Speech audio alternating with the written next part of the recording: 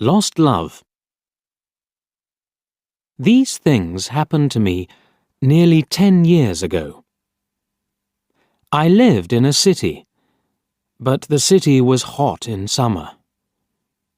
I wanted to see the country. I wanted to walk in the woods and see green trees. I had a little red car, and I had a map too. I drove all night out into the country. I was happy in my car. We had a very good summer that year. The country was very pretty in the early morning. The sun was hot, and the sky was blue. I heard the birds in the trees. And then, my car stopped suddenly. What's wrong? I thought. Oh dear, I haven't got any petrol. Now I'll have to walk. I'll have to find a town and buy some petrol. But where am I? I looked at the map. I wasn't near a town. I was lost in the country. And then I saw the girl. She walked down the road, with flowers in her hand. She wore a long dress, and her hair was long, too. It was long and black, and it shone in the sun. She was very pretty. I wanted to speak to her, so I got out of the car. "Hello," I said. "I'm lost. Where am I?" She looked afraid, so I spoke quietly. "I haven't got any petrol," I said. "Where can I find some?" Her blue eyes looked at me, and she smiled. She's a very pretty girl, I thought. "I do not know," she said. "Come with me to the village.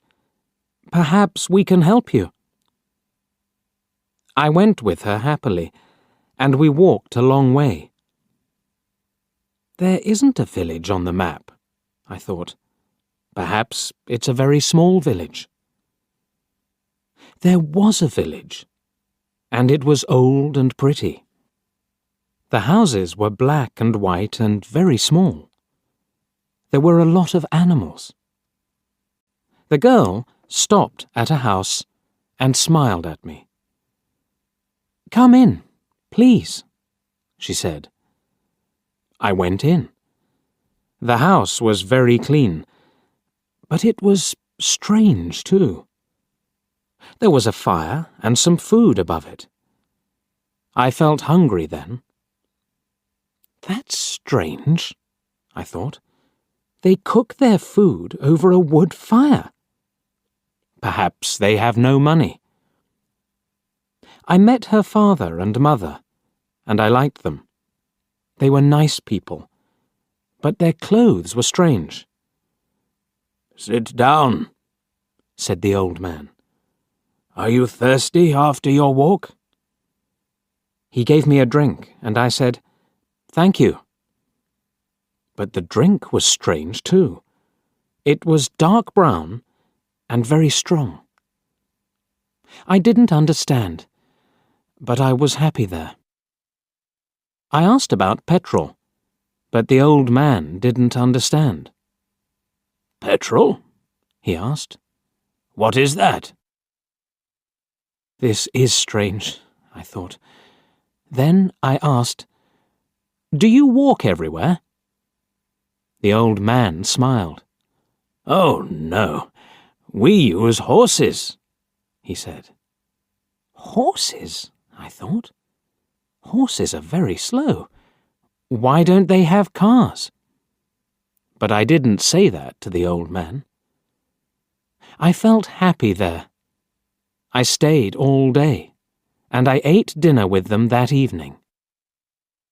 Then the girl and I went out into the garden. The girl's name was Mary. "This is nice," she said. "We like having visitors. We do not see many people here." We spoke happily. She was very beautiful. But after a time, she began to talk quietly, and her face was sad. "Why are you sad?" I asked her. "I cannot tell you," she said. "You are only a visitor here. We have to say goodbye tonight. You have to go now." I didn't understand. I loved her, I knew that, and I wanted to help her. Why did I have to go? But Mary said again, in a sad voice, "You have to go. It is dangerous here." So I said, "I'll go to the next town and find some petrol. Then I'll come back." She didn't speak. "I love you, Mary," I said, "and I'll come back to you. You won't stop me." She said goodbye to me at the door. Her face was very sad, and I was sad too. I didn't want to go. It was midnight. The night was very dark, but I walked and walked. I was very tired when I saw the lights of a town. I found some petrol, and then I asked the name of the village. But the man at the garage gave me a strange look. "What village?" he asked. I told him about the village. I told him about the old houses and the people with strange clothes. Again, he gave me a strange look. He thought, and then he said, "There was a village there, but it isn't there now. There are stories about it. Strange stories." "What do people say about it?" I asked. He didn't want to tell me, but then he said, "There was a big fire in the village. Everybody died. There aren't any people or houses there now." "How did it happen?" I asked. "And why?" "Oliver Cromwell killed them," he said. "He was angry with the villagers because they helped the king in the war." I couldn't speak. This isn't right, I thought. That war happened 350 years ago. Then I remembered the strange clothes, the long hair, the food over the fire, and the old houses. And I remembered, too, about the horses. "But I don't understand," I cried. "I saw the people and the village. I spoke to some people there." The man looked quickly at me, and then he spoke. "There's an interesting story about the village.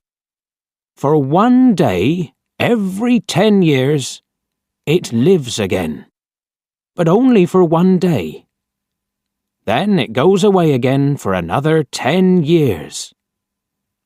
On that one day, you can find the village, but you have to leave before morning, or you will never leave."